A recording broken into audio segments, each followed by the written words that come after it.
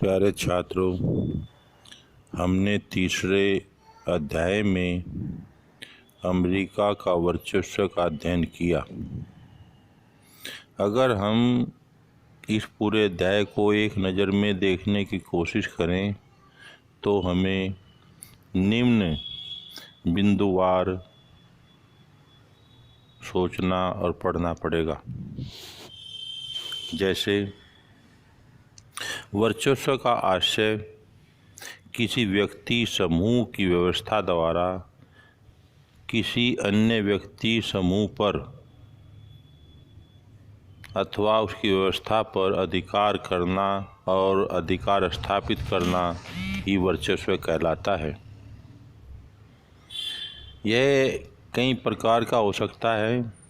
आर्थिक वर्चस्व, सैन्य वर्चस्व, राजनीतिक वर्चस्व और सांस्कृतिक वर्चस्व जैसे आदि आदि।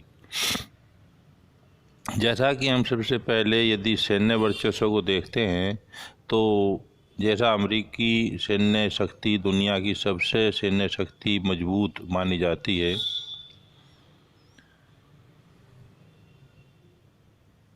क्योंकि उसकी क्षमता मात्रा दूसरे देशों से अच्छी और उच्च कोटि की है।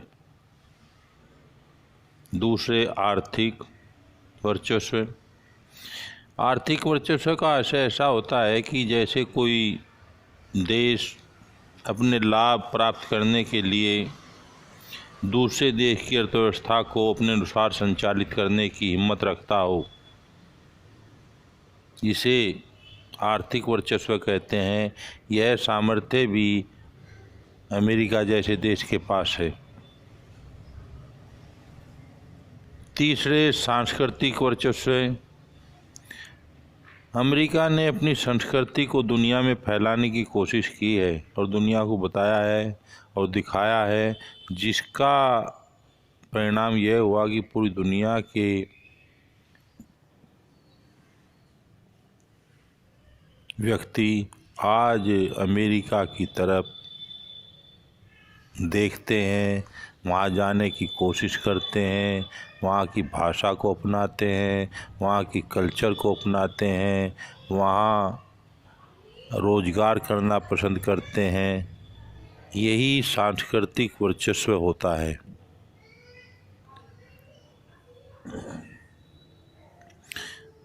और सन 1990-91 के बाद जब शीत युद्ध की समाप्ति हुई और सोवियत संघ का विघटन हुआ, मिखाइल गोर्बाचोव सोवियत संघ के राष्ट्रपति थे। उनके समय में ही रूस का विघटन हुआ और सोवियत संघ कई हिस्सों में बंट गया। उसके बाद अमेरिका एक स्वतंत्र ताकत के रूप में दुनिया के सामने उदय हुआ। इसे ही एक ध्रुवीय दौर कहा जा सकता है और कहा जाता है, क्योंकि अमेरिका ने अपने वर्चस्व के समय में बहुत सारी घटनाओं को अंजाम दिया है। जैसे यदि हम सबसे पहले 1990 का ही समय देखते हैं कि इराक ने कुवैत पर अधिकार कर लिया था अगस्त के महीने में, और कुवैत को स्वतंत्र कराने के लिए संयुक्त राष्ट्र संघ के दबाव में इराक के विरुद्ध बल प्रयोग की अनुमति दी गई और अमेरिका के राष्ट्रपति जॉर्ज बुश ने इसे एक नई विश्व व्यवस्था का नाम दिया। इस संयुक्त राष्ट्र ने ईरान के विरुद्ध जो बल प्रयोग किया, इसमें 34 देशों की लगभग 6,60,000 सेना ने इराक पर हमला बोला और इसे ही ऑपरेशन डेजर्ट स्टॉर्म के नाम से खाड़ी युद्ध कहा जाता है।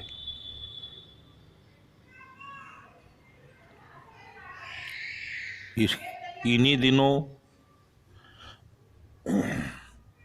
11 सितंबर 2001 में अरब देशों ने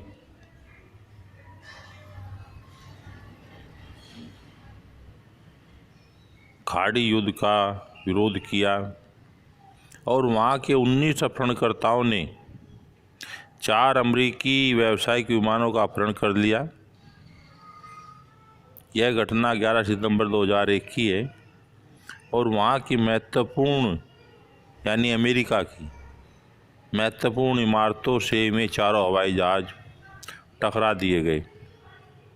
2 विमान अमेरिका के वर्ल्ड ट्रेड सेंटर पर उत्तरी और दक्षिणी इमारतों से टकराए। तीसरा विमान पेंटागन जो अमेरिका का रक्षा मुख्यालय है उसे जा टकराया। इस घटना को 9/11 का नाम दिया जाता है। आप सोचते होंगे इसका नाम 9/11 ही क्यों है? क्योंकि 9 का मतलब सितंबर 9वां महीना, 11 का मतलब 11 तारीख, यानी 9वां महीना और सितंबर का महीना और 11 तारीख, 9/11 इसलिए इसका नाम दिया गया है। और इसी घटना के बाद में आतंकवाद को वैश्विक खतरा मानते हुए अमेरिका द्वारा आतंकवाद के विरुद्ध विश्वव्यापी युद्ध प्रारंभ करने की घोषणा की गई, जिसे ऑपरेशन एंड्यूरिंग फ्रीडम नाम दिया गया। और उसके अधीन लादेन का खात्मा, अफ़गानिस्तान से तालिबान की समाप्ति, मिस्र में आतंकवादियों का खात्मा जैसी विश्व की अनेक घटनाएं हुई। लीबिया के तानाशाह का अंत, ये सब एक वर्चस्व के अधीन ही कार्य किए गए। इसी दौरान यदि हम अमेरिका और भारत के संबंध में इस बिंदुओं को देखते हुए अध्ययन करें तो हमें देखना होगा कि भारत का जो 90 से पहले रशिया की तरफ काफ़ी रुझान था, सन 1990 के बाद में उदारीकरण की नीतियां भारत में अपनाई गई।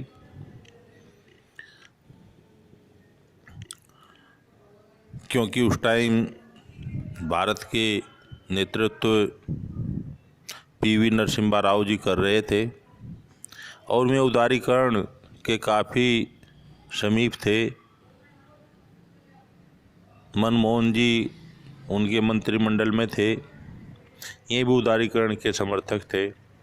तो भारत में काफ़ी उदारीकरण के अधीन पूरी दुनिया से टेक्नोलॉजी, उद्योग धंधे आदि अनेक प्रोग्राम आए,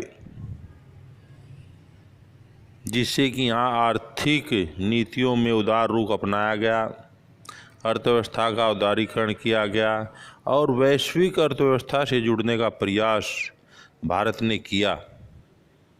तो इसके साथ साथ ही भारत को अमेरिका सहित कई देशों का आर्थिक सहयोगी बनना पड़ा और बन गया।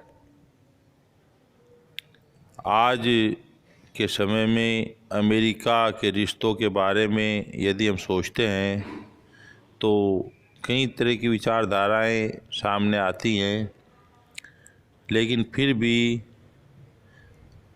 यदि